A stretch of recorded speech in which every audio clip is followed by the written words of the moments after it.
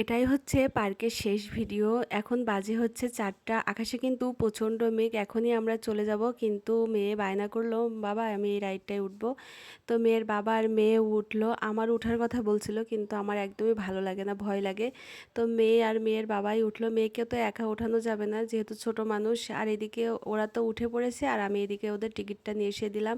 আর এই রাইডটায় ওঠার পরে মেয়ে তো ভীষণ খুশি। মেয়ে খুশি দেখে আমারও ভীষণ খুশি লাগছিল। আমি তো ভিডিও করছিলাম, এই যে মেয়ে আর মেয়ের বাবা আর সবাই কিন্তু অনেক দেখলাম যে এনজয় করলো, মানে এই রাইডটাই উঠে।